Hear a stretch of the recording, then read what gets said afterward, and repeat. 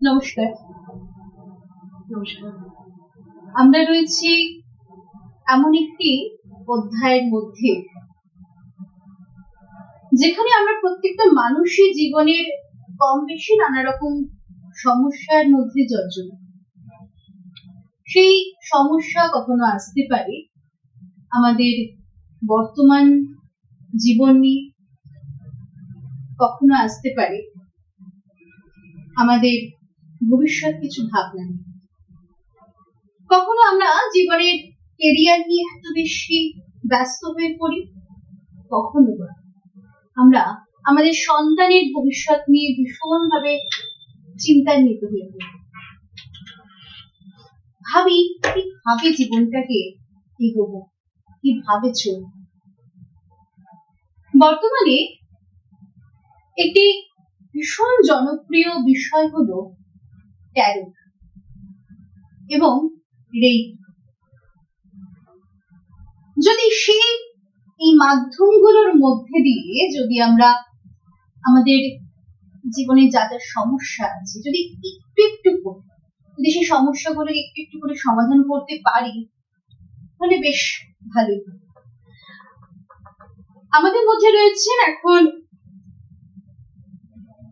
Reiki master, tarot specialist Ananya Pal Ghoshal. দিদি নমস্কার। নমস্কার। দিদি, বর্তমানে ট্যারো ভীষণ মানে একটি পপুলার বিষয়। আমরা যখনই ফেসবুক খুলছি, স্ক্রল করতে করতে দেখছি ট্যারো, এবং ট্যারোটির মধ্যে দিয়ে কখনো জানতে পারছি আজকের দিনটি কেমন যাবে, কিংবা তোমার ভালোবাসার মানুষের আজকের বর্তমান ফিলিংসটি কি, বা তোমাদের ভবিষ্যৎ কি হতে চলেছে। এই ধরনের মানুষের বর্তমান এবং ভবিষ্যৎ নিয়ে যত রকম সমস্যা নিয়ে মানুষ বেশি আসে, তো সেগুলো এবং তাদের নানান রকম প্রশ্ন থাকে, সেগুলো ট্যারোট সলভ করা যায়। তো এই ট্যারোটটা কি বলতে গেলে প্রথমেই বলতে হয় এনার্জির কথা। তো অ্যাকচুয়ালি ট্যারোট আমরা যখন করি, আমরা অ্যাঞ্জেল কল করি। তো আমরা নিজেরা কিন্তু ওই কার্ড দিয়ে সেরকম ভাবে আমরা যে বলে দিচ্ছি সেটাও নয়, তবে আমাদের কিছু জানতে হয়। এই ট্যারোট প্রথমত জানাই যে এই ট্যারোটটা বহুকাল আগে মিশরীয় সভ্যতার সময়তে এটা প্রথম জানা গেছে যে সেই সময় ট্যারোট ব্যবহার হতো। আচ্ছা, এটা প্রায় 1500 শতাব্দী এরকম সময়তে তখনও মানুষ এই ট্যারোটের উপর ডিপেন্ডেন্ট ছিল। তার আগে তো হয়তো ছিল কি ছিল না তার সেরকম কোনো ট্রেস নেই, তবে ওই মিশরীয় সভ্যতা ওই সময় থেকে এই ট্যারোটের প্রচলন চলছে। ট্যারোট আজকে নয়, সেই সময় থেকে কন্টিনিউ চলছে। তো এইভাবে অ্যাকচুয়ালি কি হয়, বিভিন্ন রকম ইনটিউশন কোনটা কিভাবে ফলপ্রসূ হচ্ছে সেভাবে দেখতে দেখতে ট্যারোটের রেজাল্ট সেভাবে আসতে শুরু করেছে। তো এই রেজাল্ট অ্যাকচুয়ালি দেওয়া হয় ওই অ্যাঞ্জেল কানেকশন করে, অ্যাঞ্জেলদের মারফত কিছু ইনটিউশন আমাদের মধ্যে দিয়ে এই কার্ডটাকে তারপর রিডিং করে যেভাবে রেজাল্ট আসে সেই অনুযায়ী মানুষকে তার প্রশ্নের উত্তর দেওয়া হয়। এই অ্যাঞ্জেল কার্ড মানে এই যে আমরা দেখি অ্যাঞ্জেল বলা হচ্ছে, আমি অ্যাঞ্জেল নিয়ে অনেক কথা, অ্যাঞ্জেল তো অনেক রয়েছে, তবে সাধারণত 15 জন অ্যাঞ্জেলের কথা আমরা বলি যারা খুব আমাদের কাছাকাছি মধ্যে থাকে। তাদের মধ্যে একজন হচ্ছেন মাইকেল। আর অ্যাকচুয়ালি অ্যাঞ্জেলরা হচ্ছে ভগবানের বিশেষ সৃষ্টি। ওনারা হচ্ছে লাইক গড, ভগবানের ঠিক পরের জন, যারা হচ্ছে আমাদের পরিচালনা করেন, বিভিন্ন রকম ভাবে সাহায্য করেন। আমরা কোনো অসুবিধায় পড়লে যেমন ভগবানের কাছে প্রে করি, তো ভগবান তো সব জায়গায় প্রেজেন্ট থেকে সবার সব প্রবলেম তো সলভ করতে পারেন না, তবে উনি বোঝেন যে আমাদের এখন প্রয়োজন হচ্ছে, আমাদের কোনো হেল্পের দরকার হচ্ছে। ওনারা তখন এই অ্যাঞ্জেলদের থ্রু দিয়ে আমাদের কাছে সেই হেল্প পৌঁছে দেন। অ্যাঞ্জেলরা হচ্ছেন ভগবানের near to god, too much near to god. তো অ্যাঞ্জেলরা চাইলে কিন্তু সবার লাইফে অনেক পরিবর্তন আনতে পারেন, কিন্তু ভগবানের যখন সৃষ্টি এই অ্যাঞ্জেলদের করেছে তখনই ওনাদের এই কন্ট্রাইন্ডিকেশন দেওয়াই ছিল যে ওনারা আমরা যখন চাইবো তবেই আমাদের লাইফ এন্টারফেয়ার করতে পারবে। ওনারা চাইলেই কিন্তু আমাদের অসুবিধা দেখলেও কিন্তু ওনারা কিছু করতে পারেন না, যদি না আমরা চাই, আমরা তাদের কাছে হেল্প চাই। তো এরকম বহু অ্যাঞ্জেল আছে, তাদের মধ্যে মাইকেল রয়েছে। মাইকেল হচ্ছে অ্যাঞ্জেলদের রাজা, মেইন। তো তাছাড়াও আমাদের চিকিৎসক অ্যাঞ্জেল রয়েছেন, অ্যাঞ্জেল রাফাইল আছেন। বিভিন্ন মানে ওয়েদার, বুদ্ধি, এসবের জন্য অ্যাঞ্জেল রয়েছেন, অ্যাঞ্জেল ইউরিয়াল আছেন, বিভিন্ন অ্যাঞ্জেল আছেন। এটা অ্যাঞ্জেলের মানে অনেক কিছু জানার থাকে অ্যাঞ্জেলের উপরে। তো এখানে জাস্ট ট্যারোটের জন্য আমরা অ্যাঞ্জেলদের উপরে মেডিটেশন বা এগুলো করে আমরা সেভাবে নিজেদের প্রিপারেশন করি, যাতে আমরা অ্যাঞ্জেলদের দেওয়া ইনটিউশনটা আপনাদের সাধারণ মানুষের জন্য দিতে পারি। আচ্ছা, এই যে জেনারেল প্রেডিকশন একটা বলা হয়, যে এই যে জেনারেল প্রেডিকশন, আপনার ভালোবাসার মানুষের সাথে আপনার সম্পর্ক ঠিক কেমন যে হবে, বলা হয় এটি টাইমলেস জেনারেল প্রেডিকশন বলে একটা ফেসবুকেও একটু দেওয়া হয়। আবার বলা হয় যে ব্যক্তিগত কিছু জানা দরকার হলে আমাদের সাথে যোগাযোগ। অ্যাকচুয়ালি তাই জেনারেল প্রেডিকশন বলে সেভাবে আমি জিনিসটাকে অতটা বিলিভ করি না। আর প্রত্যেকটা মানুষের আলাদা আলাদা বিলিভ সিস্টেম আছে, যে যেরকম বিলিভ করে সেটা তার উপর। আর যে যার প্রেডিকশনটা যেভাবে করতে চায়, আমি এটাকে প্রেফার করি না। আমি প্রেফার করি যে অনলাইনেও এটাকে করা যায়। আমি অনলাইনে করতে গেলেও আমি বলি যে অন্তত পক্ষে তার ফটোটা লাগে, বিকজ অফ আই এমন একটা জিনিস যেটা আমরা জন্মান্তর ধরে এই আইয়ের এনার্জিটা একই থাকে, সেম থাকে।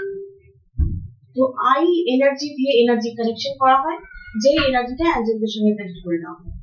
আমরা অ্যাজ এ মিডিয়া হিসেবে কাজ করি এখানে, মানে আমাদের কোনো নিজস্ব বক্তব্য থাকে না। যেটুকু হয় সেটুকু অ্যাঞ্জেলদের থ্রু দিয়ে, যেটুকু ইনটিউশনে আসে সেটুকু, আর কার্ডে যেটা রিড করে এতদিন ধরে যেভাবে চলছে সেই রিডিংটুকু করা হয়। তো এভাবে জেনারেল প্রেডিকশন থেকে সব থেকে বেটার হচ্ছে সিঙ্গেল প্রেডিকশন। আমি এবারে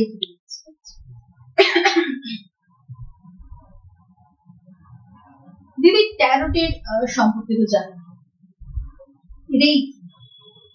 রেইকি মানে আমাদের একটা সাধারণ মানুষের ধারণা রেইকি বোধহয় কোনো হাত দিয়ে এভাবে ছুঁয়ে দিচ্ছে, বডি টাচ করছে, সেখান থেকে কিছু মানে সমস্যা সমাধান হচ্ছে, মানে ফিজিক্যালি কিছু যদি প্রবলেম থাকে সেইটা ঠিক হচ্ছে। মানে এই রেইকিটা এটাও কি এক ধরনের শক্তি? রেইকি হচ্ছে আসল শক্তি। রেইকি হচ্ছে ইউনিভার্সাল শক্তি, যেটা আমরা বলি রেইকি ইউনিভার্সাল প্রাণ শক্তি। ইউনিভার্সে যে প্রাণ সৃষ্টি হয়েছে, এই প্রাণের পেছনেই আছে রেইকি। এই রেইকি থ্রু দিয়ে প্রাণ শক্তি পুরো ইউনিভার্সে সঞ্চার হয়েছে, দ্যাট ইজ দ্য রেইকি শক্তি। এবার এই হাত ছোঁয়ার ব্যাপারটা বলি। আমরা প্রাচীন মাইথোলজি নিয়ে বিভিন্ন রকম দেখেছি, টিভিতে নানা রকম প্রোগ্রাম হয়েছে, সেগুলো দেখেছি। তো এই মাইথোলজির এই জায়গাটা আমরা দেখেছি যে ঋষি মুনিরা তাদের এরকম হাত দিলেন এবং হাত থেকে একটা লাইটের মতো কিছু বেরোলো, আর সামনে থাকা পার্সন বা শোয়ানো পার্সন সুস্থ হয়ে যাচ্ছে। That is the Reiki. আচ্ছা, দ্যাট ইজ দ্য রেকি। এটা মানে অ্যাকচুয়ালি রেকিকে দেখা যায় না সাধারণ চোখে, রেকিকে আমাদের পক্ষে দেখা সম্ভব নয়, কিন্তু রেকি ইটসেলফ এনার্জি, এবং রেকি একটা ইটসেলফ মানে ইন্টেলিজেন্ট এনার্জি। রেকিকে আমরা নির্দেশ করি না, আমরা মিডিয়া, বাট আমরা নির্দেশ করি না রেকি তুমি এটা সারিয়ে দাও, তার মানে যে রেকি ওটা সারিয়ে দেবে সেটাও না। এখানে একটা ব্যাপার বলার আছে যে একটা মানুষ আমার কাছে এলো, তার হয়তো 5-6টা প্রবলেম রয়েছে। সে আমাকে বললো যে তার ফিনান্সিয়াল প্রবলেম, রিলেশনশিপের প্রবলেম, হেলথ ইস্যু কিছু হয়েছে, সেগুলোকে জানালো। টোটাল মিলিয়ে দেখা গেল 5 থেকে 6টা প্রবলেম। তো আমরা তাকে বলবো ঠিক আছে, আমি রেকি করছি, আমার প্রবলেম আমি দেখছি, যতটা সারানো যায় রেকি করতে। তো রেকি কি করছে, রেকি নিজেই এতটা ইন্টেলিজেন্ট এনার্জি, রেকি জানে যে সেই মানুষটার কোন কোন প্রবলেম তার এই কারেন্ট লাইফের জন্য সারানোর প্রয়োজন। অনলি সেই প্রবলেমই কিন্তু রেকি সারিয়ে দেবে। কোনো প্রবলেম যদি তার ফার্স্ট লাইফ থেকে এসে থাকে, সেগুলো তার কর্মার সঙ্গে যুক্ত, সেগুলোকে তো তার সারাতে পারবে না। যদি আমি সেটাকে বলি জোর করে যে রেকি তুমি এই ওর যে প্রবলেমটা আছে এইটাকেও সারাও, এই জন্য আমরা বলি নাকি যে এই কার্মাটা যদি কোনো কার্মিক প্রবলেম ওর থেকে থাকে, কোনো লাইফ থেকে আসছে, তখন এই কার্মাটা সংশোধন করার দরকার, নচেত ওই কার্মার চাপ যে মিডিয়া তার উপরে যাবে। দ্যাটস ওয়াই রেকি নিজে এটা ঠিক করে। Reiki it's a intelligent energy. কেন বলবো যে রেকি কিন্তু এই সমস্ত জগতের মধ্যে প্রাণ সঞ্চার করে রেখেছে, রেকি সমস্ত জগৎকে হিল করে রেখেছে, নেচারকে হিল করে রেখেছে। রেকির মধ্যে ভীষণ পাওয়ার। তো রেকিকে আমরা নির্দেশ করি না, রেকি হয়তো দেখা গেল সেই মানুষটার 4টে প্রবলেম সারিয়ে দিল, 2টো প্রবলেম রয়ে গেল, তখন সেইটা চলে যায় তার কার্মিক কোনো একটা ঘটনা থেকে বা কোনো একটা পাস্ট লাইফে সে হয়তো কোনো কর্ম করেছে, যে কর্মার ফল হিসেবে তাকে হয়তো সেটা ভুগতে হচ্ছে। যে এই রেকি দিয়ে আমার শরীরে কোনো সমস্যা সেটাকে একদমই ভাবে সারানো যায়, মানে যদি আমার বর্তমান কিছু হঠাৎ করে কারেন্ট লাইফে কিছু হয়ে যায়। হ্যাঁ, এটা কিছু কিছু ধারণা আছে যে রেকি তো ম্যাজিক নয়, যেটা মানে জাদুবিদ্যা, যে বললাম যে হ্যাঁ একটা এমন অলৌকিক বিদ্যা যে ভগবান আসলো সঙ্গে সঙ্গে এরকম সারিয়ে দিল, এরকম মতো ব্যাপার না। এটা হচ্ছে একটা ইউনিভার্স থেকে আসা একটা এনার্জি। এটা আমরা কোন একটা পার্সন তার প্রবলেম আছে তার উপরে ফ্লো করানো হয়, এবার আস্তে আস্তে হয়তো সেই প্রবলেমটা সারে। তার মানে এই নয় যে তুরন্ত সেটাকে সেরে যাবে, তার জন্য সময় দিতে হয়। যদি সেটা ফিজিক্যাল প্রবলেম হয় সেক্ষেত্রে ইনস্ট্যান্ট কিছু কিছু প্রবলেম যেগুলো সঙ্গে সঙ্গে সেরে যায়, ক্রনিক কিছু প্রবলেম থাকে যেগুলোর জন্য রেকি তার উপরে কন্টিনিউ কিছু দিন বা 1 মাস ধরে এরকম কিছু চালাতে হয়। ইভেন এটা যদি কারো ফিনান্সিয়াল বা রিলেশনশিপের প্রবলেম হয় বা এসব নানা রকম অনেক ধরনের প্রবলেম থাকে, তার মধ্যে যদি হয় তাহলে কিছু প্রবলেম দেখা যায় যেটা অনেকদিন ধরে হচ্ছে, সেই প্রবলেমটা সারাতেও তো অনেকদিন সময় লাগে, তো সেটাকে কিছুদিন সময় দিতে হয় রেকিকে সেটা সারাবার জন্য। ইকোনমিক্যালি প্রবলেমও মানে এটা ঠিক হয়ে যেতে চায়। তো এটা অ্যাকচুয়ালি আরো একটা যেটা বলার আছে যে হ্যাঁ রেকি করছি মানে আমার হেলথ ইস্যু সারবে, তার মানে এই নয় যে আমি একটা ক্রনিক ডিজিজের জন্য আমি ডাক্তারি প্রেসক্রিপশনে কোনো মেডিসিন খাই তো সেটাকে বলে, সেটা নয়। কোনো কোনো দেখা গেছে যে কোনো কোনো ক্যান্সার পেশেন্টেরও অনেক ইমপ্রুভমেন্ট হয়েছে, তার মানে এই নয় যে ক্যান্সার পেশেন্ট যদি কেমোথেরাপি দিতে পারে ডাক্তার সেটাকে বন্ধ করে দেবে। রেকি কিন্তু চিকিৎসা বিদ্যার বিকল্প নয়। চিকিৎসা যেমন তার সঙ্গে সঙ্গে চলছে, রেকি রেকি কি করে ওই জিনিসটা অনেক তাড়াতাড়ি রিকভার করে। রেকি ওই জিনিসটাকে, যেটা কারেন্ট লাইফের ইস্যুর জন্য যে প্রবলেমটা আপনার হয়েছে সেই প্রবলেমটাকে রিকভার তাড়াতাড়ি করার জন্য রেকিকে ইউজ করা হয়, এবং রেকিতে অনেক ভালো কাজ হয়। এবং অনেক সময় কি হয়, পেশেন্টরা বা ক্লায়েন্টরা দেখেন যে হ্যাঁ আমি তো অনেক ভালো আছি, চলো ওষুধ বন্ধ করে দিই। না, ওষুধ বন্ধ করার একটা নিয়ম আছে, তার জন্য চিকিৎসকের সঙ্গে কথা বলতে হবে। কিন্তু রেকি দিয়ে যদি ইমপ্রুভ হয় তখন আমাকে চিকিৎসকের সঙ্গে যোগাযোগ করতে হবে যে আমি এই ইমপ্রুভমেন্ট আছি, যদি উনি টেস্ট করতে দিলেন সেইভাবে প্রসিডিওরটা ওনার মতো ওনাকে এগোতে দিতে হবে, রেকির মতো চলে সেই জিনিসটা প্রসিডিওরটাকে তা। আচ্ছা দিদি, রেকি সম্পর্কে মানুষের অনেক রকম ভুল ধারণা রয়েছে। রেকি মানে একটু ও এটা বুঝবো কি, ও রেকি ওরকম কিছু হয় না, এটা কোনো ওর মধ্যে কোনো বিজ্ঞান নেই, ওরকম ভাবে কিছু হয় না। এই যে মানুষের অনেক তো ভুল ধারণা আছে, মানে এই সম্পর্কে যদি আপনি কিছুটা বলেন। সোল, আমি যদি বলি যে মানুষের মধ্যে যে আত্মা সোল আছে, তার পিছনে বিজ্ঞান আছে। বিজ্ঞান সোলটাকে প্রমাণ করতে পেরেছে, যে সোলটাকে দেখাতে পেরেছে, যে এটা সোল দেখাতে কি পেরেছে। একটা মৃত প্রায় মানুষকে একটা কাচের ঘরের মধ্যে কখনো এরকম শোনা গেছে যে আটকে রাখা হয়েছিল, এবং দেখা গেল সেই কাচের দেওয়ালকে ফাটিয়ে সোলটা বেরিয়ে গেল। Soul is a energy. তো এনার্জিকে কি বিজ্ঞান দেখাতে পেরেছে? দ্যাট ইজ দা, এই যে সোলটা ফেটে বেরিয়ে গেল এটা হচ্ছে সোলটা, এই সোলটাকে এরকম দেখতে না পারেনি তো। তার মানে এনার্জিকে দেখানো যায়, that is the Reiki. Reiki is a energy, যেটা আমাদের মধ্যে সোল মানে প্রাণ শক্তি যেখান থেকে আসছে সেইটাই হচ্ছে এই এনার্জি, রেকি এনার্জি। তো এই সোলকে যেমন দেখা যায় না, রেকিকেও আমরা রিকগনাইজ করতে পারবো না যেটা রেকি, বাট রেকি যখন আমাদের শরীরে প্রয়োগ করা হয় কেউ কেউ এই সেন্সটা অনুভব করতে পারে, তার মধ্যে একটা হালকা বড় একটা অনুভূতি হয় যে তার মধ্যে দিয়ে প্রবাহিত হচ্ছে একটা কিছু, কিন্তু সেটা সবাই যে পারবে তার কোনো কথা নেই। কিন্তু কিছু কিছু মানুষ এটা ফিল করতে পারে, দেখি একটা এনার্জিকে আমরা ফিলই করতে পারি, আমরা দেখতে পারি। আচ্ছা আচ্ছা দিদি, এই যে পাস্ট লাইফ রিগ্রেশন, এইটা তো একটা রেকির ব্যাপারে আর একটা কথা বলে নেওয়া, যে রেকি কিন্তু কোনো স্পেসিফিক কোনো ধর্ম বা কোনো উপাসনা পদ্ধতি, আমি যে কোনো ধর্মের কথাই বলি, কোনো স্পেসিফিক ধর্ম থেকেই যে রেকি করা যাবে বা স্পেসিফিক ধর্মের কোনো লোকের উপরেই রেকি চলবে তা কিন্তু নয়। রেকি ইজ মানে ইউনিভার্সাল এনার্জি, যেহেতু ইউনিভার্সের সমস্ত ধর্মের জন্যই এটা প্রযুক্ত। আচ্ছা, আমি যদি কোনো মানুষ দূরে থাকি, আমি কি সেই মানুষের রেকি দিয়ে তাকে সারাতে পারবো? বা একদম একদম, কেন কি ভগবান থাকে আমাদের থেকে অনেক অনেক দূরে।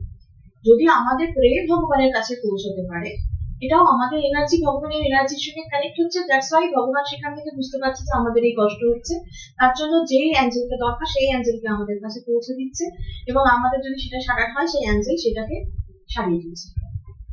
এটা আমরা অ্যাঞ্জেল প্রে করে এরকম করি।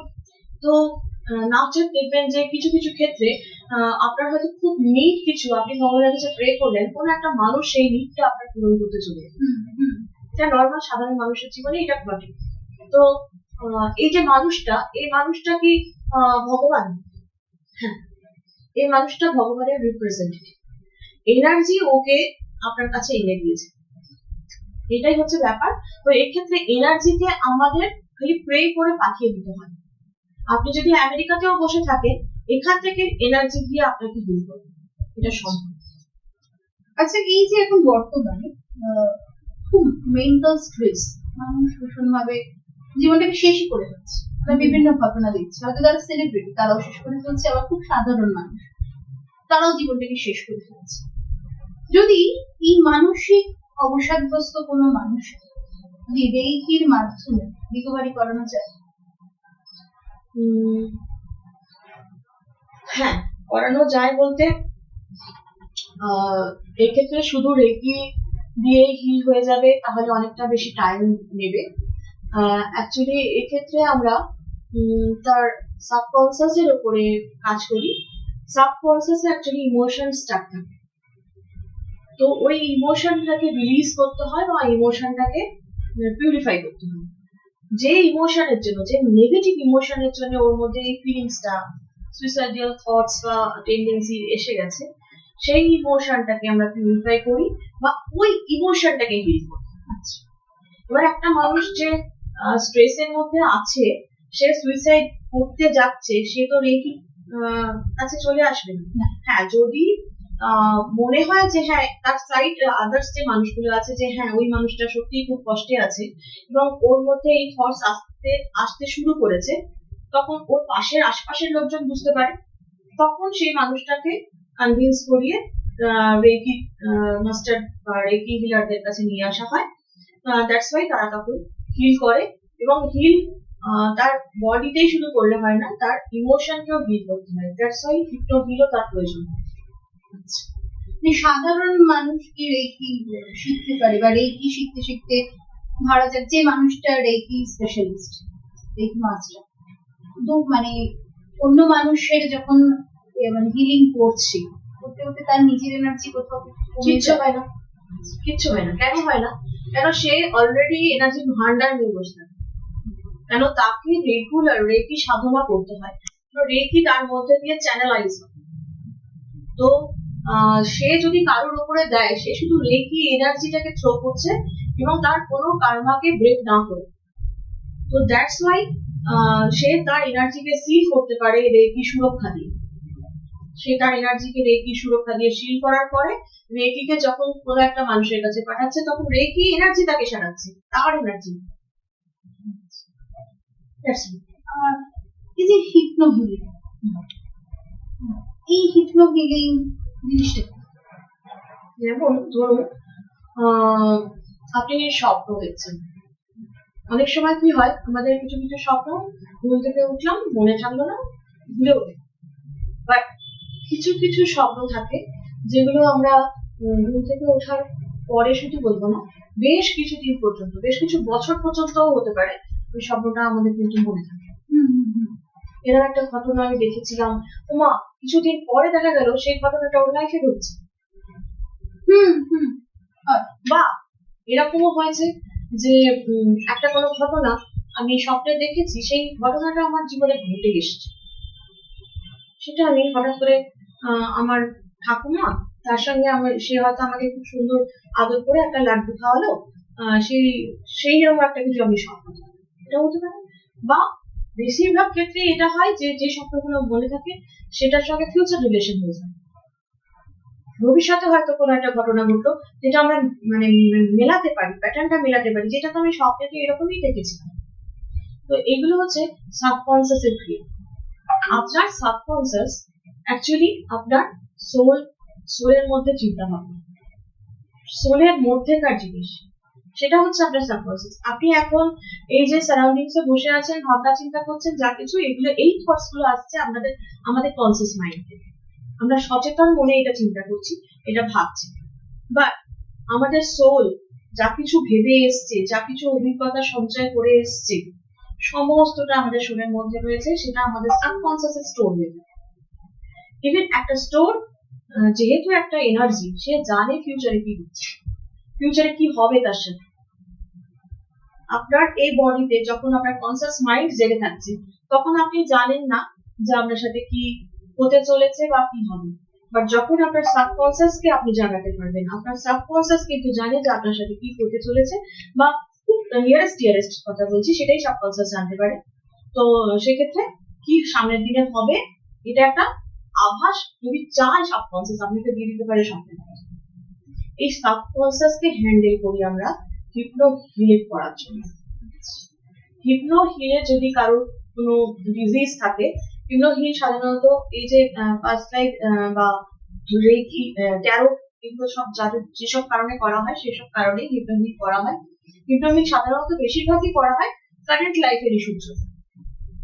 কারেন্ট লাইফে কোনো হয়তো ফিনান্সিয়াল অবস্থা ভালো যাচ্ছে না, বিজনেস কারো ভালো চলছে না, বা হয়তো কারো জব পেতে দিনের পর দিন জব পাচ্ছে, বাট জবটা আবার ছেড়ে যাচ্ছে, আবার প্রবলেম হচ্ছে।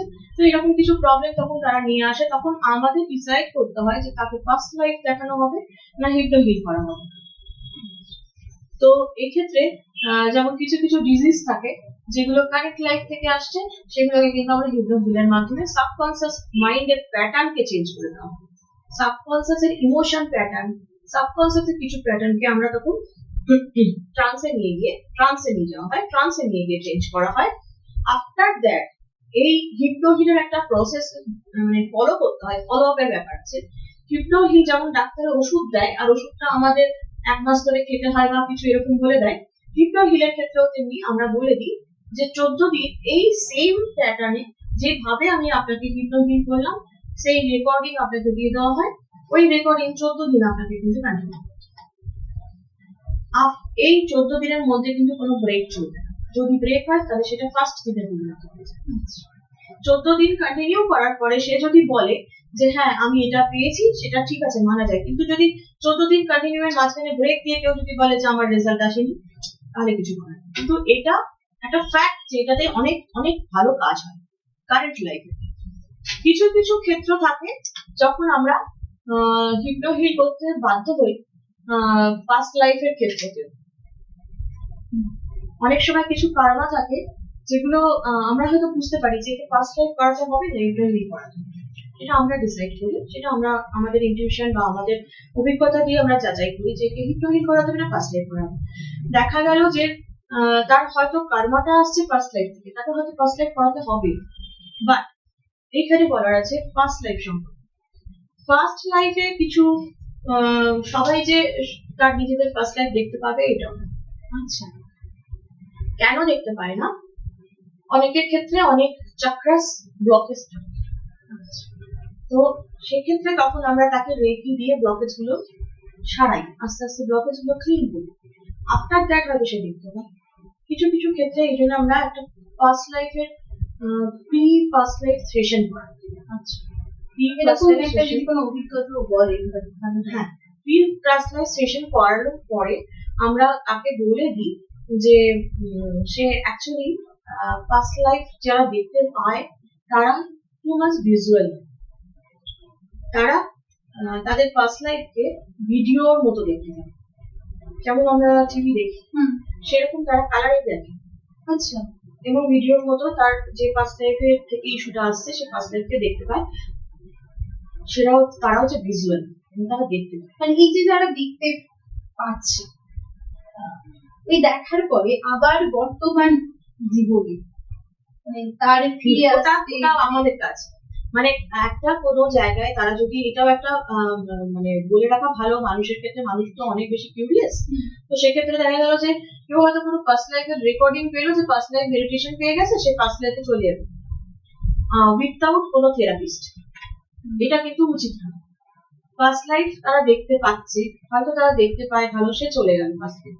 এমন কোন ইমোশন যেটা পাস্ট লাইফে ঘটেছিল, এমন কোন ঘটনা ইভেন্ট যেটা পাস্ট লাইফে ঘটেছিল, সেটা তার ইমোশনের মধ্যে এমন ভাবে ক্যারি হয়ে গেল যেটা তার বর্তমান লাইফকে তখন মানে হ্যাম্পার করতে থাকে।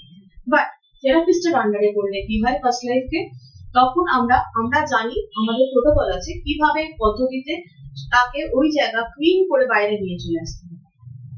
দ্যাটস ওয়াই তার ওই জন্মের ওই ইমোশন তো একদমই ক্লিয়ার হয়ে যায়, বর্তমান জীবনের সমস্যা থেকে সে বেরিয়ে আসে। আচ্ছা, দ্যাটস ওয়াই থেরাপিস্ট। মানে উইদাউট থেরাপিস্ট আমরা এই ধরনের উইদাউট ডাক্তার যেমন মেডিসিন নেওয়া উচিত নয়, without therapist past life regression বা হিপনোসিস এই কোনোটাই ঠিকঠাক ভাবে হয় না, করা উচিত। আমাদের যদি একটা কোনো আপনার কাছে তো অনেক মানুষই আসে, উপকার পান, কোন একটি মানুষের, আমি তার নাম উল্লেখ করতে পারছি না, যদি সেইটা হয় তাহলে আমাদের দর্শক বন্ধুরা একটু জানতে পারেন মানে বিষয়টা ঠিক কি হচ্ছে। বলছি, আমি আগে এই যে জায়গাটায় ছিলাম যে ভিজুয়াল নয়, এই জায়গাটায় আমি আসি। আমারই একজন ক্লায়েন্ট ছত্তিশগড় থেকে ছিলেন, তো উনি ওনাকে যখন ওনার পাস্ট লাইফ ভীষণ শখ, ওনার পাস্ট লাইফ দেখবেন, ঠিক আছে চলো পাস্ট লাইফে দেখানো ওনাকে শুরু করার আগে আমরা প্রি সেশনে নিয়ে যাই। প্রি সেশন ওই জন্য ভীষণ ভাইটাল বলি। প্রি সেশন কেন, আপনি পাস্ট লাইফ একটা ভালো মতো একটা অ্যামাউন্ট দিয়ে পাস্ট লাইফটা বুক করলেন, আর আপনাকে যখন আমি পাস্ট লাইফ দেখাতে গেলাম আপনি তখন ভিজুয়াল নয় দেখতে গেলাম, তো আপনার তো টাকাটা লস হয়ে গেল, আমাকে তো আমার রিপোর্টটা দিতেই হচ্ছে, তো আপনাকে পেমেন্ট করি, আমরা প্রি পেমেন্টে পাস্ট লাইফ দেখানো হয়, তো সেক্ষেত্রে তো আপনার লস। এই জায়গাটায় আমরা ক্লায়েন্টের দিকে ভেবেই এই প্রি সেশনটা করি, যাতে করে নমিনাল অ্যামাউন্ট তারা দেয়, দেওয়ার পরে তাদেরকে ওই প্রি সেশনটা দেওয়া হয়। সেখানে একটা মেডিটেশন থাকে, সেই মেডিটেশনের মাধ্যমে আমরা বুঝি যে সে অ্যাকচুয়ালি কি। এখানে বলি কাইনেস্থেটিক, পার্শিয়াল কাইনেস্থেটিক আর ভিজুয়াল, এই টার্মস গুলো আমাদের পাস্ট লাইফে আছে। তো কাইনেস্থেটিক মানে এক্সট্রিম কাইনেস্থেটিক যারা, তারা পাস্ট লাইফ তো নয়, কোন রকম ট্রান্সে যাওয়ার পরে কিচ্ছু দেখতে পায় না, অনেক চেষ্টা করলেও তাদেরকে কিছু দেখানো সম্ভব নয়। তো এটা নয় যে কাইনেস্থেটিক মানে তার কোনো হিলিং হবে না, তার কষ্ট দুঃখ দূর হবে না, সেই জায়গাতেও আসছি। আমার ওই ক্লায়েন্ট ছিল too much kinaesthetic, extreme kinaesthetic, তো ওকে ট্রান্সে নিয়ে গিয়েও ও কিচ্ছু দেখতে পাচ্ছে না, শূন্য ট্রান্সে চলে গেছে, বাট ও কিচ্ছুটি দেখতে পাচ্ছে না। আমি ওখানে ওনাকে আরো ডিপে নিয়ে যাওয়ার চেষ্টা করেছিলাম, বাট উনি সত্যি দেখা গেল যে ভীষণই উনি কাইনেস্থেটিক, ওনার পক্ষে দেখা সম্ভব নয়। তো ওনার অ্যাকচুয়ালি একটা প্রবলেম ছিল কি, ওনার খুব রিসেন্টলি হাজবেন্ড মারা গেছিল, তো ওনার খুব কষ্ট হচ্ছিল, সেই নিয়ে উনি ভীষণভাবে নিজেকে একা মনে করতেন, নিজের মধ্যে ডিপ্রেশন এগুলো চলে এসেছিল, ফ্রাস্ট্রেশন এসে গেছিল লাইফের আগে নিয়ে অনেক চিন্তা ছিল, ওনার ছেলে মেয়ে ছিল, তাদেরকে কি করে কি করবেন। তো ওনাকে বললাম যে আপনি চিন্তা করবেন না, তো আপনার যেহেতু আপনি এক্সট্রিম কাইনেস্থেটিক, আপনার পক্ষে পাস্ট লাইফ দেখা সম্ভব নয়, পাস্ট লাইফে গিয়ে যে হিলটা হয় সেই হিলটা আপনার পক্ষে করা সম্ভব নয়, তো আমরা সেই জন্য আপনাকে হিপনো হিল দেব। আচ্ছা, দ্যাটস ওয়াই এইসব মানুষের জন্য সলিউশন হচ্ছে হিপনো হিল। হিপনো হিলের মাধ্যমে তখন কি হয়, তার সাবকনসিয়াসের ওই ইমোশনের জায়গাটা, ওই আকেলাপন ওর মধ্যে যেটা আছে, সেই জায়গাগুলোকে আমরা তখন হিল করে দিই। এবার এইটা তো ইনস্ট্যান্ট একটা ক্লায়েন্ট বুঝতে পারে যে হ্যাঁ হিপনো হয়ে গেলাম, আমার একটা কিছু একটা ভালো লাগা একটা কোথাও একটা যেন কোথায় চেঞ্জ হলো, এই চেঞ্জটা নিয়েই থাকতে হবে না 14 দিন থেকে continue. After that result will be persist করে যাবে। তো এই জন্য হিপনো হিল সিস্টেমটা যেমন কারেন্ট লাইফের ইস্যুর জন্য দরকার, কিছু কিছু ক্ষেত্রে ফার্স্ট লাইফের যারা ক্লায়েন্ট থাকে, যারা একদম এক্সট্রিম কাইনেস্থেটিক হয়, তাদেরও কোনো রকম দুঃখ বা চিন্তা করার কিছু নেই, তাদেরও জন্য হিপনো হিল রয়েছে, তারাও সুস্থ হবে। এখন রইল যে পাস্ট লাইফ। পাস্ট লাইফে অ্যাকচুয়ালি পুরো অনেকটা প্যাটার্ন চেঞ্জ হয়ে যায়। দেখা যায় যে ধরুন আমি বলছি কারো দেখা গেল যে হাঁটুর প্রবলেম, এই জীবন প্রচন্ড হাঁটুর প্রবলেম, সে তার পাস্ট লাইফ দেখছে, সে তার পাস্ট লাইফে গিয়ে এমন আমি ক্লায়েন্টের কথা বলছি যে সে তার পাস্ট জীবনেও দেখেছে যে সে একটা সময় খুবই ঠিকঠাক ছিল, তারপরে বৃদ্ধ বয়সের দিকে তার দুটো হাঁটু থেকে নিচের অংশগুলো একদম শীর্ণ হয়ে গেছে। এবার অনেক দিন আগের কথা, সেই সময়তে একটা ক্যালসিয়াম ওষুধ হয়তো স্টার্ট হয়নি, সে হয়তো ওইসব কিছু ট্রিটমেন্ট পায়নি, তার ক্যালসিয়াম লিকেজেস হেনা তেনার কারণে হয়তো তার ওই হাঁটুর তলা থেকে পুরোটা সরু হয়ে গেছে এবং সে হাঁটতে ঠিকঠাক করে পারে না, ওই লাঠির মাধ্যমে কোনো রকমে হাঁটে এবং তার শেষ জীবনটা খুবই কষ্টের।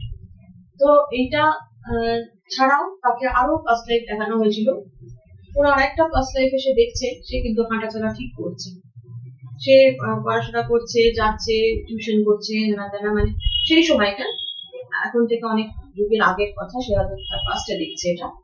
সে এই জন্মে সেই ক্লায়েন্টটা আমার একজন মহিলা, সেই জন্মে সে নিজেকে পুরুষ দেখছে এবং দেখছে যে সে সাইকেল করে যাচ্ছে এবং একটা কোনো বড় ধরনের কিছু গাড়ি, মানে বড় চাকার বা কিছু, সে তার ধাক্কা খেলো, ধাক্কা খেয়ে পড়ে গেল। পড়ে যাওয়ার পরে সে ছিটকে পড়লো এমন, তার তো রক্তারক্তি অবস্থা, সে নিজে উঠতেও পারছে না, আশপাশ থেকে কিছু লোকজন এলো তাকে ধরে তুললো। তারপরে সে দেখছে সে ডাক্তারের চিকিৎসার অধীনে আছে এবং ব্যান্ডেজ করা তার পায়ে। তো দেখা গেল সে অ্যাকচুয়ালি ভালো করে আর হাঁটতে পারে না। বোধহয় সে তখন বলছে, সে ক্লায়েন্ট বলছে যে বোধহয় আমার হাঁটুর ভেতরে বা পায়ের ভেতরে কিছু এমন প্রবলেম হয়েছে যে আমি আর সেভাবে হাঁটতে পারি না, ওই লাঠি নিয়ে হেঁটে চলে গেল। পাস্ট লাইফে হচ্ছে, সেটা পাস্ট লাইফে। আচ্ছা। এবং ও না ধীরে ধীরে দেখা গেল ওর তো যে সুন্দর ব্রাইট ফিউচার ছিল, ও তখন দেখেছিল ওকে প্রথমে দেখেছিল প্রায় 20-22 বছরের একজন যুবক। তো উনি তখন মানে নিজের কেরিয়ার নিয়ে ব্যস্ত ছিলেন, তৈরি করার নিজেকে চেষ্টা করছেন, পড়াশোনা করতেন, জ্ঞান অর্জনের চেষ্টা করতেন। কিন্তু যখন অ্যাক্সিডেন্টের পরে ওনাকে দেখলেন, তখন দেখলেন যে ওনার বাবা একজন পুরোহিত ছিলেন, উনিও সেই কর্মে চলে এলেন, একজন পুরোহিত হিসাবেই কোনো রকম লাঠি নিয়ে যান, পুজো আর্চা করেন, বাড়ি ফিরেন। জীবনে তখন ওনার অনেক ফ্রাস্ট্রেশন চলে এসেছে। এটা কিন্তু ওনার এই জন্মেও ক্যারি করেছেন। ওনার এই জন্মে উনি একজন ডায়াবেটিসের রোগী, 36 ইয়ার্স।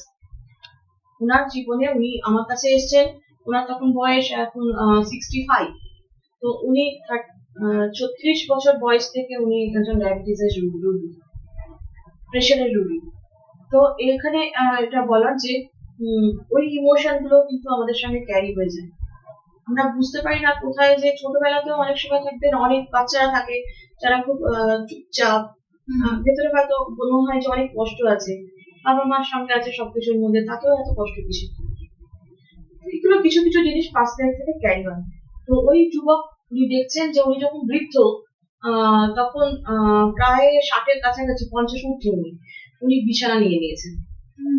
উনি আর হাঁটা চলা তো করতেই পারেন না, উনি বিছানা নিয়ে নিয়েছেন এবং আস্তে আস্তে উনি ওনার ডেথ টাইমটা দেখলেন।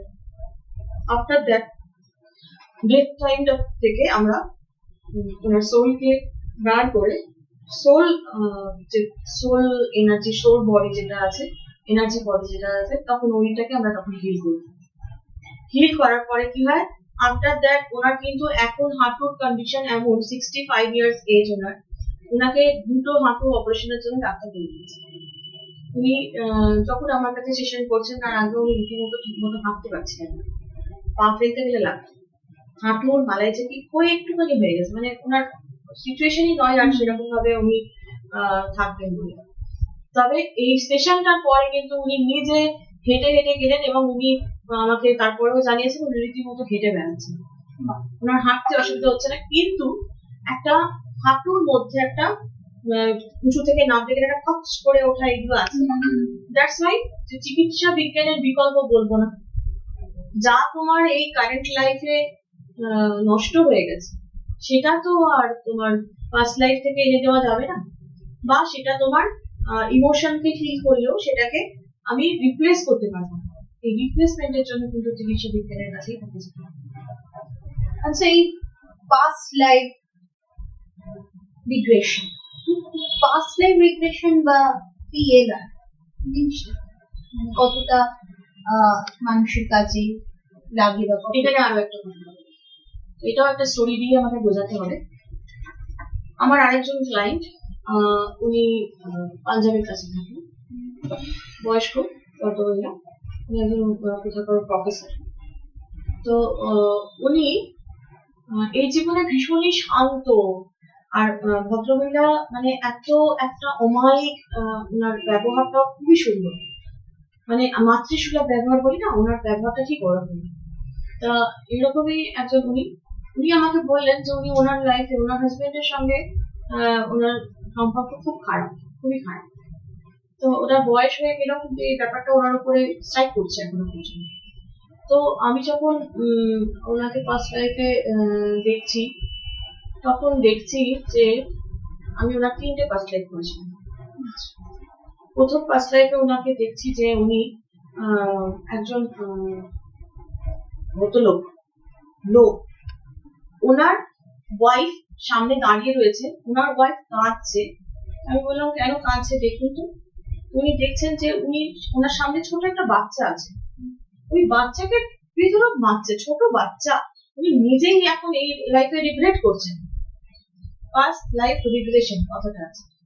তো উনি নিজেই এই লাইফে রিগ্রেট করছেন যে আমি বাচ্চাটাকে কেন মারছি, এত ছোট বাচ্চা থেকে এরকম এই জন্মে উনি বুঝতে পারছেন, মানে এই জন্য ওনার মধ্যে ওনার মাতৃসুলভ একটা ইমোশন দিয়ে পাঠিয়েছে ভগবান। সেই লাইফে উনি পুরুষ ছিলেন এবং বাচ্চাটাকে রীতিমতো বিট করছিলেন, এবং ওনার বাচ্চাকে উনি মারছেন দেখে ওনার ওয়াইফ মানে কাঁদছে দাঁড়িয়ে দাঁড়িয়ে, ওনারও ক্ষমতা নেই যে ওনার এগেনস্টে গিয়ে বাচ্চাকে বাঁচাবে, মানে এতটাই রাগী মানুষ। তো ওইখানে গিয়ে আমরা কি করি, ওনার ওই ইমোশন প্যাটার্নটাকে চেঞ্জ করি। আমি কি বললাম, আমি ওখানে গিয়ে বললাম আপনি বাচ্চাটাকে কোলে তুলে দিন, আদর করুন, এবং আমাদের আরো মানে ইমোশনালি তাকে ওইখানে বাচ্চাটার সঙ্গে অনেক বেশি কানেক্টেড করে দেওয়া। দ্যাটস ওয়াই দেখা গেল যে ওনার ওয়াইফের মুখে একটু হাসি এলো। আচ্ছা, এই যে বাচ্চাটা উনি নিজে বলছেন যে আমার এই জন্মে কারেন্ট লাইফে আমার হাজবেন্ড হচ্ছে বাচ্চাটা, তাহলে ওয়াইফ হচ্ছে কারেন্ট লাইফে ওনার ছোট ছেলে। আচ্ছা, তো ডেফিনেটলি ওনার হয়তো ছোট ছেলেরও ওনার প্রতি কোনো না কোনো জায়গায় একটা কোথাও ওনাকে মা এরকম কেন, মা আরো ভালো করে একটা অভিযোগ, হয়তো মা খুব ভালো এই জন্য, কিন্তু কেন অভিযোগ, এই হাজবেন্ড কেন এই জন্ম ওনার সঙ্গে এত খারাপ ব্যবহার করে, এই জন্মটাই দেখছেন যে এরকম। তো ওনাকে আমি বললাম যে মানে ওই বাচ্চাটাকে খুব আদর করো, খুবই ভালোবাসো।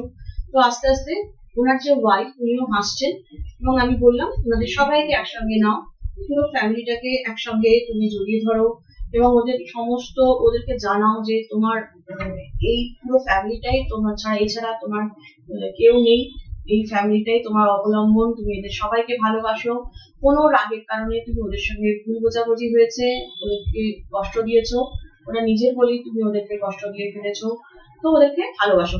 এই যে ব্যাপারটা এইভাবে করা হয়, করে করে কি ফার্স্ট লাইফে হচ্ছে? ফার্স্ট লাইফে ঘটছে, উনি করছেন। আচ্ছা, ওনার ফার্স্ট লাইফটাকে দেখছেন, দেখে উনি করছেন জিনিসটা, উনি করছেন। তো দেন আফটার দ্যাট ওনাকে আরেকটা ফার্স্ট লাইফে নিয়ে যাওয়া হয়েছিল। ওই লাইফে উনি দেখলেন ওই লাইফটাতে উনি বোধহয় ছিলেন কি বাচ্চাটা ওই লাইফে উনি দেখেছিলেন যে উনি মারছেন, উনি চিৎকার করে বললেন আমি মারছি, আমি আবারও মারছি।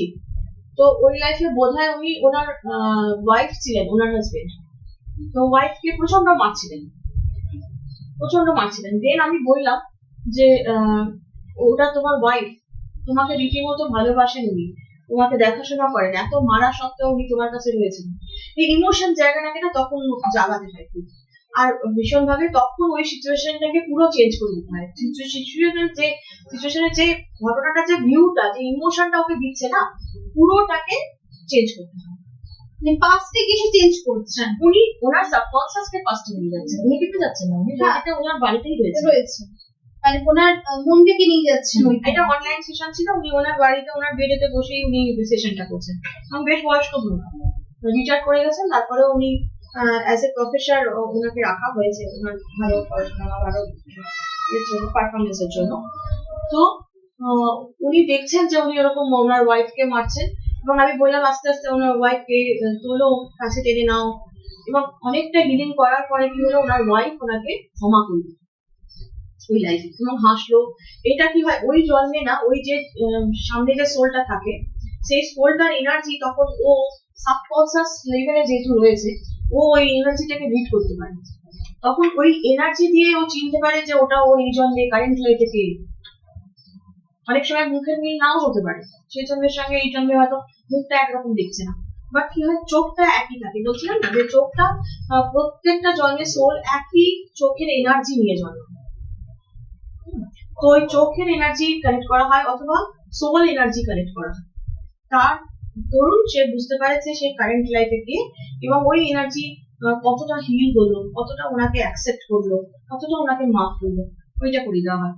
থার্ড নম্বর লাইফটাকে ওনাকে নিয়ে যাওয়া হয়েছিল, উনি তখন দেখছেন যে উনি ঘোড়ায় চড়ে আসছেন, রাজার মতো একজন কেউ, বেশ মানে পাওয়ারফুল কেউ, এবং উনি একটা জায়গায় এসে দাঁড়ালেন, সামনে একজন আলো মতো একজন লোক, উনিও পুরুষ, তিনিও পুরুষ, হাত জোড়ো করে ওনার সামনে হাঁটু মেরে বসেছে, আর উনি ঘোড়া থেকে নেমে চাবুক দিয়ে তাকে পেরেছে, রীতিমতো কাকুতি করছে, বলছেন উনি ওনার দেখছেন আমাদের জানাচ্ছে, বিকজ ভিউটা বললে তবে আমরা সেই অনুযায়ী কি করতে পারি। তো উনি বসেছে, রীতিমতো কাকুতি করছে পায়ে পড়ে যে ওনাকে মারতে বারণ করছে।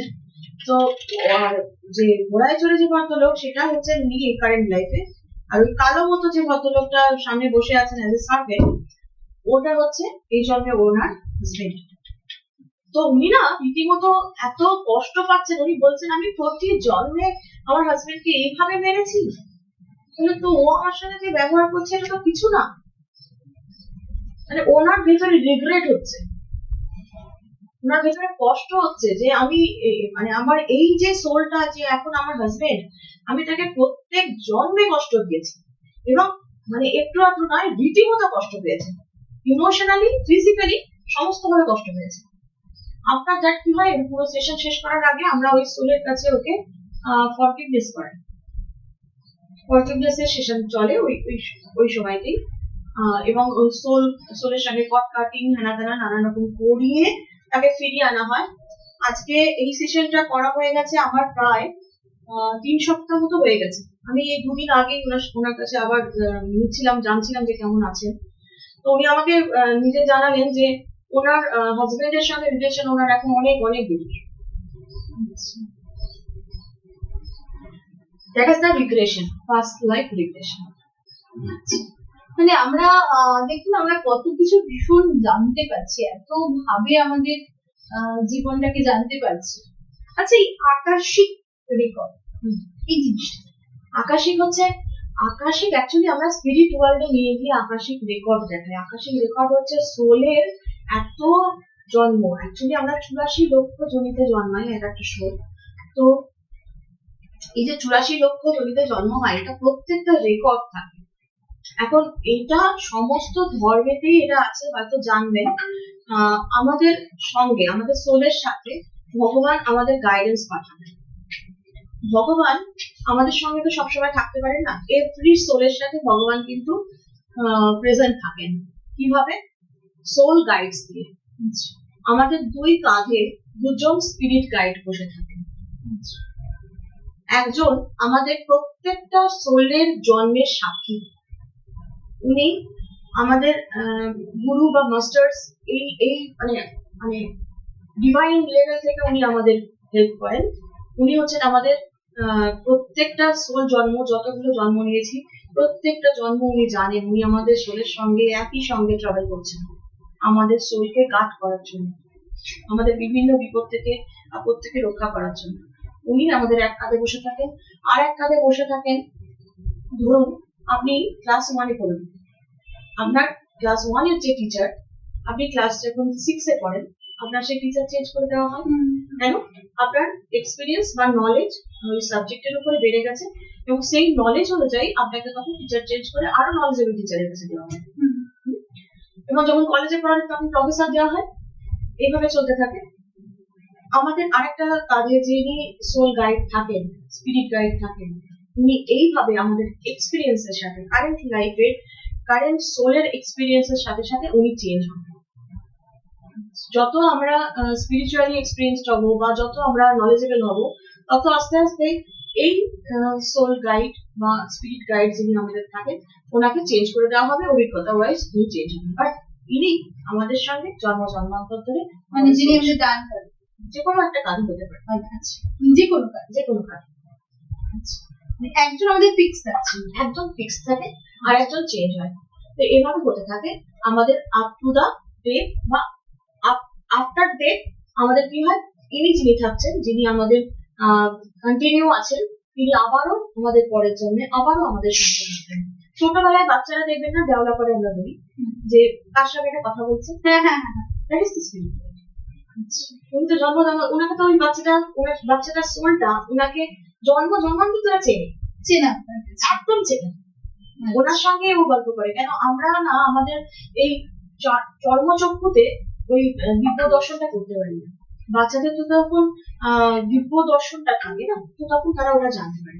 দেন আফটার দ্যাট কি হয়, যে ওই সোল লেভেলে আমরা আকাশিকের ক্ষেত্রে ওই সোলের যে জার্নিটা একটা রেকর্ডে থাকে বা বুক হিসেবে যেভাবেই ভাবুন থাকে, সেইটাকে আমরা নিয়ে যাই, ওটাকে অ্যাক্সেস করাই, এবং ওই সোলের পুরো জার্নি, সবকটা জার্নি চাইলে তার সাবকনসিয়াস যত যত যত জার্নি চাইতে সেগুলোকে সমস্ত দেখাতে পারে। এগুলো হয়, এবং তার জন্য কিন্তু ডাইরেক্টলি আমরা আকাশিক কাউকে করাতে পারি না। তার আকাশিক করার জন্য তাকে হিল হতে হবে, তার সোলকে হিল হতে হয়, তবে সে স্পিরিট ওয়ার্ল্ডে যাওয়ার যোগ্য। নচেত আকাশিকের ক্ষেত্রে অনেকেই কিন্তু আকাশিক রেকর্ড দেখতে পায় না। মানে সবটারই সাথে একটা এনার্জি যোগ, এনার্জি। আচ্ছা, আমরা যদি এনার্জি নিয়ে যদি কিছু দর্শকরা যদি দেখে তাহলে একটু ভালো হয়। হ্যাঁ, একটা দেখাতে পারি কিছু, যদি একটু আমরা দেখতে পারি সরাসরি, তাহলে বেশ ভালো হয়, দর্শকরা বুঝতে পারবেন যে হোয়াট ইজ এনার্জি। হ্যাঁ, এটা ঠিক আছে, করতে পারি। একটু জলের বোতল,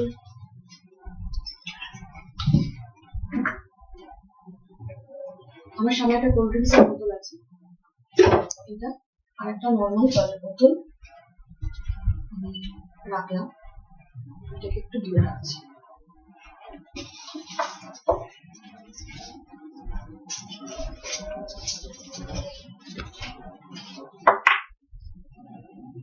এটা হচ্ছে ডিভাইন পেন্ডুলাম, একে বলি আমি ডিভাইন পেন্ডুলাম।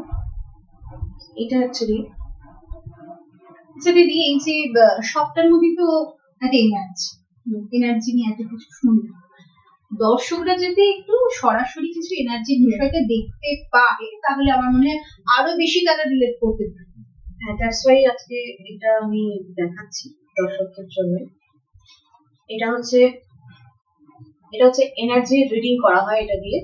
এটা হচ্ছে ডিভাইন পেন্ডুলাম, এটা দিয়ে এনার্জি রিডিং করা হয়। এক্ষেত্রে আপনারা ভালোভাবে দেখলে দেখতে পাবেন যে আমার হাতটা কিন্তু স্থির আছে, পেন্ডুলাম এখন অ্যাপ্রক্সিমেটলি স্থির আছে, জাস্ট একটা জায়গাতে ডিপ ডিপ করে নড়ছে, কিন্তু এটা অ্যাপ্রক্সিমেটলি স্থির আছে। আমি এটা জানতে চাইছি যে ডিভাইন পেন্ডুলাম, তুমি আমার সঙ্গে এনার্জি কানেক্ট করেছো?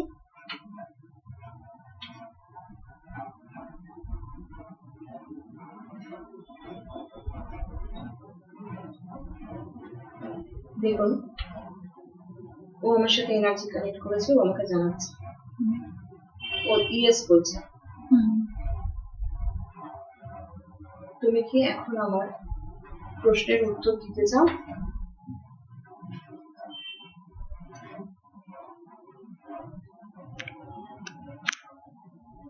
ও ইয়েস বলছে। এবার এই পেন্ডুলাম অ্যাকচুয়ালি তো এ বলতে পারে না, এটা হচ্ছে ইয়েস আর এটা হচ্ছে নো, ঠিক আছে? এইভাবে যদি ও জানায় তাহলে বলতে নো। আর এনার্জি ও রিড করে এই ক্লক ওয়াইজ যদি ও ঘোরে, তার মানে হচ্ছে এটা পজিটিভ এনার্জি, আর অ্যান্টি ক্লক ওয়াইজ ঘোরে মানে এটা হচ্ছে নেগেটিভ এনার্জি। এভাবে আমরা ওকে রিড করি, কেন এটা ডিভাইন, এবং ডিভাইনের কোনো কিছুই যদি ঈশ্বর আপনাকে একটুখানি কথা বলে, আপনার মধ্যে সেই পাওয়ার যদি না থাকে, আপনি সেই কথা শুনতে পাবেন না।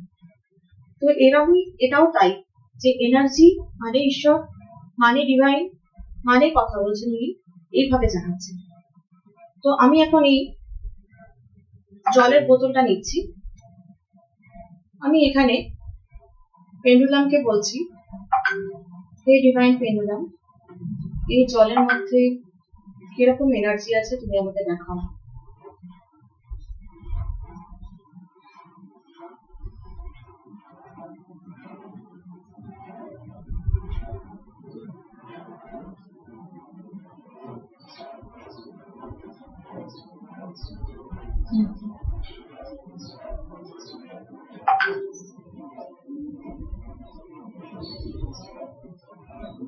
পজিটিভ এনার্জি এবং কতটা পজিটিভ এনার্জি সেভাবে দেখো।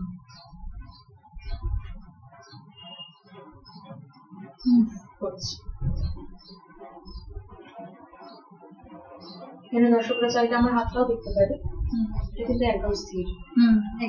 জলের পজিটিভ এনার্জিটা কতটা তুমি আমাকে দেখাও। খুব বন বন করে দিচ্ছে, বন বন করে দিচ্ছে। এটা যেহেতু নির্দিষ্ট একটা স্পেস পর্যন্ত যেতে পারবে, কতটা কিন্তু ও দেখিয়ে যাচ্ছে। এনার্জিটা এতটাই positive. Okay, thank you divine. Stop stop stop stop stop stop stop stop. দেখো এটা স্টপ, দেখছো? আচ্ছা, এবার একে আমি কোকো কোলার বোতলটা দেখাচ্ছি। ডিভাইন পেন্ডুলাম, এই কোকো কোলার বোতলটাকে কিরকম এনার্জি আছে আমাকে দেখো। This is also positive energy. এবার এটা দেখাও যে এতে কতটা পজিটিভ এনার্জি আছে।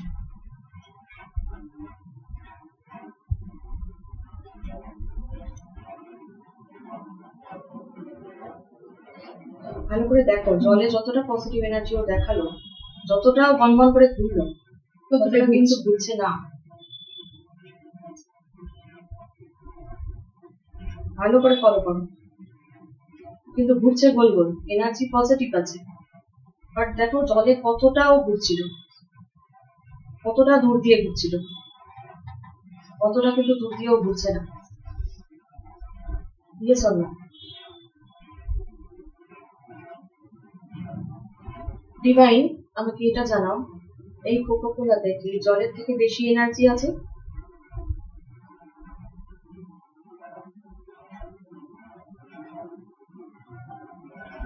কি অ্যান্সার দিচ্ছে দেখো।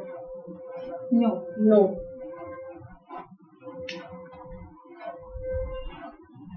ঠিক আছে, thank you divine. Stop stop stop. এক অসাধারণ শক্তির বিষয়ে জানলাম, এবং শুধু জানলাম নয়, আমরা সরাসরি ভাবে দেখলাম, দর্শকরাও দেখলেন। তাহলে আমরা বুঝতে পারছি যে রেকি, কখনো ট্যারো বা যে কোনো এনার্জি আসলে মিথ্যে কথা বলে। শক্তি শক্তি। আমি দিদি অসংখ্য ধন্যবাদ। আমরা অনেক কিছু জানলাম। শুধু লাস্টে আমরা শেষ করার আগে একটু বলবো, এই যে শক্তি, আমরা সাধারণ মানুষের জীবনে কতটা পজিটিভ ভাইব করতে পারে, কতটা ইতিবাচক দিকে একটা মানুষকে এগিয়ে দিতে পারে, সমাজকে কতটা আগে নিয়ে যেতে পারে? সমাজকে এবং সভ্যতাকে এবং ইউনিভার্সকে আগের দিকে নিয়ে যাওয়ার জন্যই এই শক্তি ডিভাইন শক্তিকে ভগবান ঈশ্বর আমাদের সঙ্গেই দিয়ে রেখেছেন। প্রতিটা মানুষের হেল্পের জন্য, প্রতিটা মানুষকে আগে নিয়ে যাওয়ার জন্য, তাদের নানান রকম সুবিধা করার জন্যই এই ডিভাইন শক্তি আমাদের সঙ্গে রয়েছে। আমাদের শুধু চেনার অপেক্ষা। এবার আমরা আমাদের জীবনকে সাজেশন দিই যে তাকে আমরা কতটা পজিটিভ দিকে নিয়ে যাব, কিভাবে আমরা এগোবো, সেটা আমাদের নিজেদের উপর ডিপেন্ড করছে। যদি আমরা চাই এই ডিভাইন এনার্জিকে, ডিভাইন শক্তিকে আমাদের জীবনে পরিবর্তন আনুক, তাকে আমাদের সুযোগ দিতে হবে। বা আমরা এতক্ষণ ধরে শুনলাম reiki master tarot specialist Ananya Pal Ghoshal দিদির সাথে আমরা এতক্ষণ ধরে সময় কাটালাম। এই সময়ের কাটানোর মধ্যে দিয়ে রেকি, কখনো ট্যারো, কখনো আকাশিক রেকর্ড বা কখনো হিপনো হেলিং, বিভিন্ন বিষয় সম্পর্কে আমরা জানলাম কিভাবে মানুষের জীবনকে এই শক্তিগুলো এগিয়ে নিয়ে যেতে পারে। তাই দর্শকদের কাছেও আমাদের বিনম্র নিবেদন, আপনাদের জীবনে যদি কোনো সমস্যা থাকে, সমস্যা মানুষের জীবনে আসতেই পারে, কিন্তু আমরা সেই রেকির মাধ্যমে, আমরা ট্যারোটের মাধ্যমে, আমরা কখনো পাস্ট লাইফ রিগ্রেশনের মাধ্যমে বিভিন্ন ভাবে আমরা দিদির কাছে যাব এবং আমাদের থেকে বেরোবার পথ অবশ্যই খুঁজে দেওয়ার চেষ্টা করি। একদমই তাই। এই আশাটাই রাখি আমরা, দিদি আমাদের সামনের দিকে পথ দেখাবেন। তাহলে দর্শক বন্ধুরা, আপনারাও আপনাদের ক্ষেত্রে যদি কোনো সমস্যা হয় অবশ্যই যোগাযোগ করবেন দিদির সাথে। দিদি ভালো থাকবেন, সুস্থ থাকবেন। নমস্কার। নমস্কার দর্শক বন্ধুরা, সবাইকে আমার অনেক অনেক নমস্কার, তোমার ভালোবাসা।